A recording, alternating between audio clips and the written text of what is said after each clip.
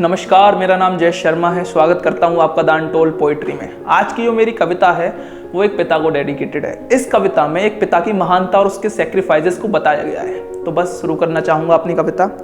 एक शब्द पापा, ये कह के तो हम सब अपने पिता को बुलाते हैं, पर जानते हैं एक पिता को पापा क्यों कहा जाता है? क्योंकि बचपन से लेकर उम्र भर उनसे हम सभी चीज़ें सिर्फ और सिर्फ पाते हैं। अब चाहे वो उनका ज़िंदगी भर का कमाया नाम, शोहरत, धन, दौलत, ये सब वो हमको विरासत में दे जाते हैं। देखते रहते हैं उनके ऊपरी रूप को और उनके अंश होते हुए भी हम उनके अंदर तक ना झांक पाते हैं। होता है मोम सा दिल एक पिता का भी, बस वो उसे पत्थर सा दिखाते हैं।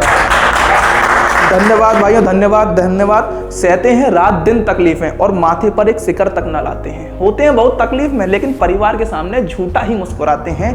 होते हैं बहुत महान पिता लेकिन वो खुद को साधारण सा जताते हैं।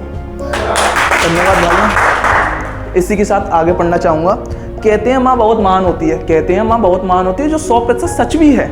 कहते हैं एक माँ बहुत महान होती है क्योंकि वो एक बच्चे को 9 महीने तक अपने पेट में रखती है। लेकिन एक पिता तो अपने पूरी परिवार की जिम्मेदारी ताउम्र अपने कंधों पे लेके चलता है। तो फिर हम उसको क्यों भूल जाते हैं और अकेले माँ को ही महान बताते हैं।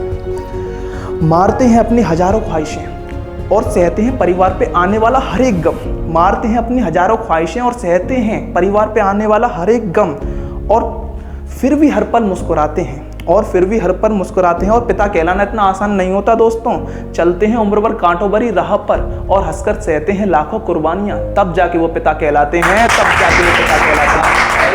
मैं अपनी इस पूरी कविता में ये कहीं नहीं कहता कि माँ महान नहीं होती है। मैं बस इतना कहना चाहता हूँ कि पिता की महानता भी कम नहीं होती है, बस हम उस पर बात नहीं करते, उसको आगे नहीं रखते। बस अपनी कविता में उस चीज़ को आगे रखना चाहता हूँ और बस एक ही बात बोलूँगा, रेस्पेक्ट योर पेरेंट्स।